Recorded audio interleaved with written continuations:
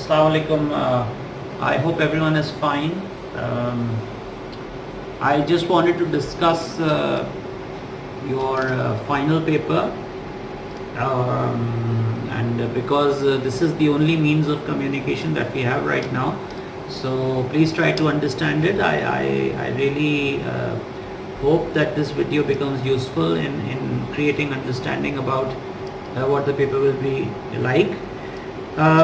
The paper that we did in the midterm, that was extensive, which means it covered a number of things. We covered a few slides from each slideshow, right?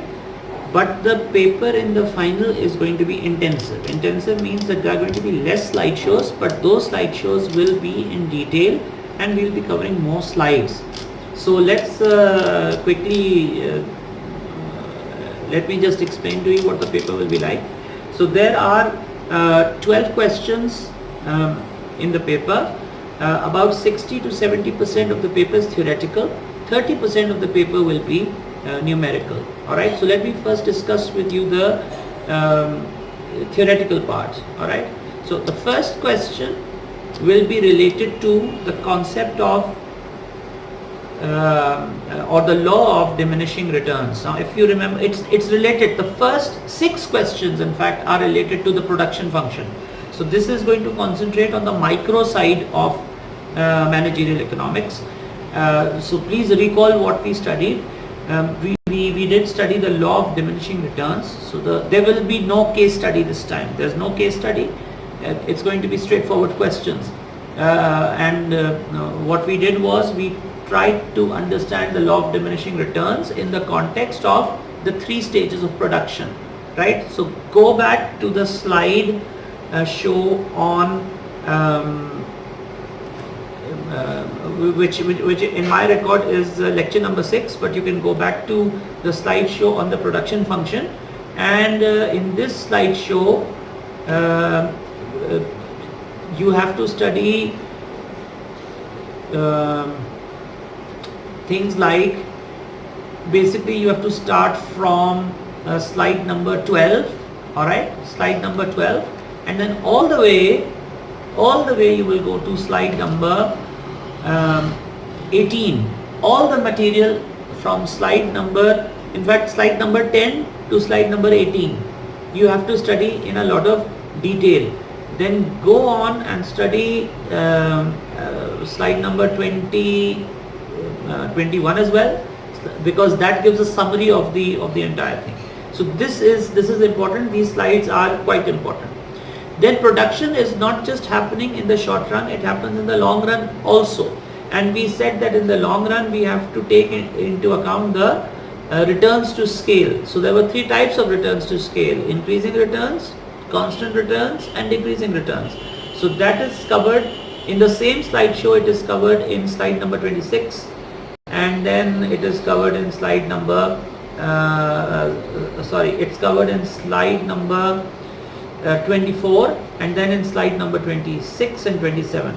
So you have to study these. The different types of production functions, as I said, short run, cubic, quadratic, that is not required. You don't have to go into that. A Cobb-Douglas function, okay, Cobb-Douglas function, the Cobb-Douglas equation. What is the Cobb-Douglas equation? This is, I did this in class, but this is more like a research question. There is an equation. If you go to slide number 30, all right, in the same slideshow, production function, there's a Cobb-Douglas function equation. Do your research and find out what the various components of this equation are. I have already taught you in class. Q is equal to A, L to the power B, K to the power C. Now what is Q, what is A, what is L, what is B, what is K, what is C? Now this is what you have to know when you are answering this question, right? But this does not finish here. You also have to know what capacity planning is.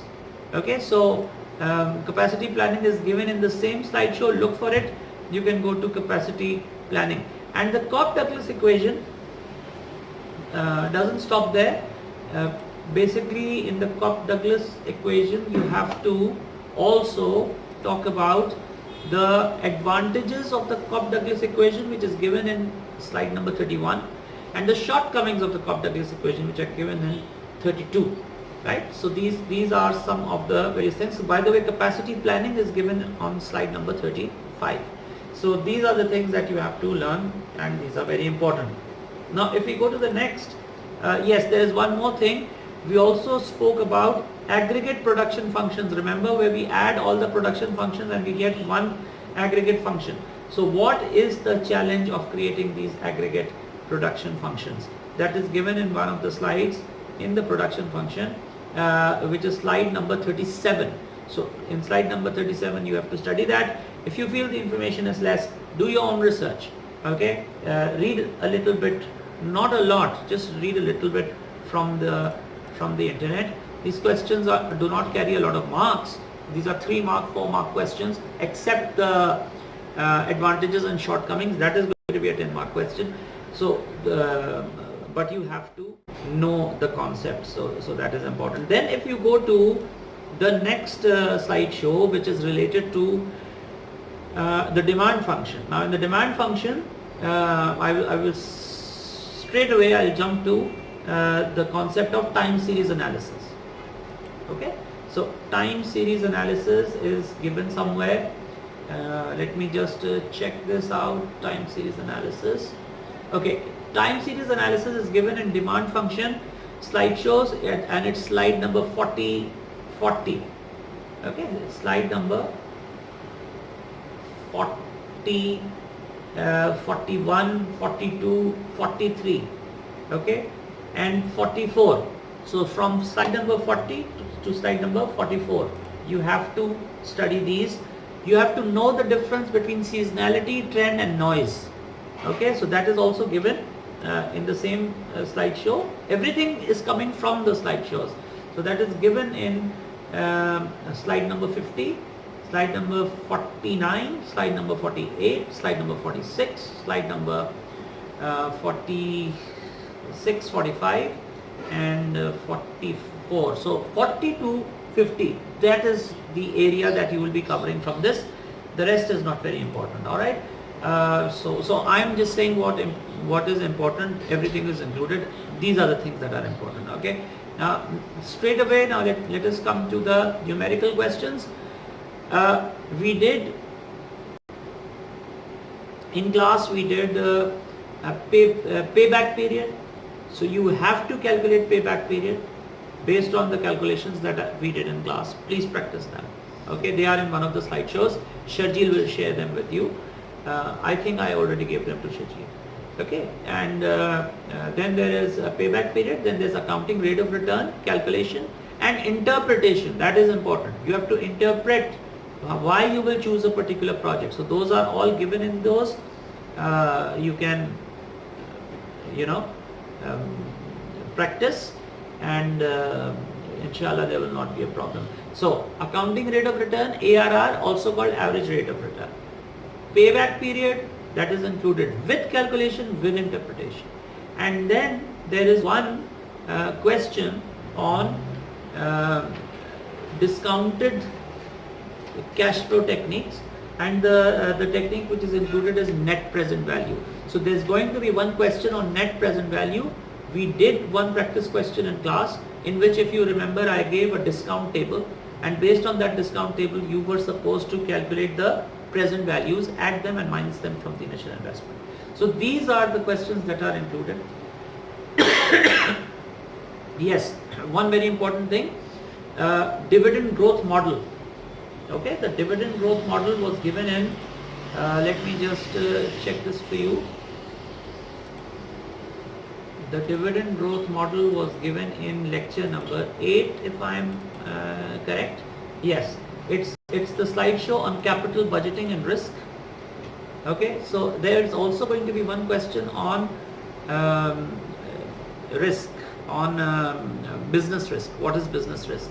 Okay, so I was talking about the payback period and the accounting rate of return. They are available on slides 7, 8, 9, 10, 11, 12, 13, all right, 14, 15. They are available on these slides of lecture 8, which is capital budgeting. So it's there, it's very easy. There's going to be one question in which you will have to identify the components of the equation in the dividend growth model. The title of that slide is cost of capital equity, and it is slide number 28. Slide number 28, capital budgeting slideshow. So there is KE equals to D1 upon P naught plus G.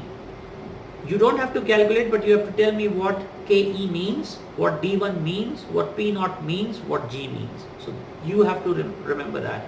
And of course the last question is related to, as I said, it is related to sources of business risk. Where does the risk come from?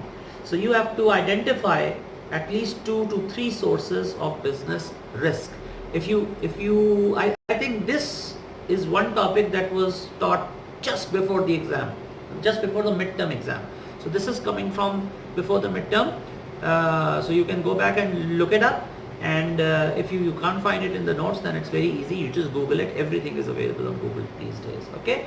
So that is about it for your final paper. It's not going to be, if you study properly, it's not going to be difficult at all. Okay, and I wish you best of luck for your paper. Remain subscribed to this channel, and if you need any help in the future regarding any economic concepts that you do not understand, you can email me, or you can leave a comment, and I'm going to upload a video related to that. Okay, and Ramzan has started, so Ramzan Mubarak to everyone. Please remember me in your prayers. Thank you. Allah Hafiz.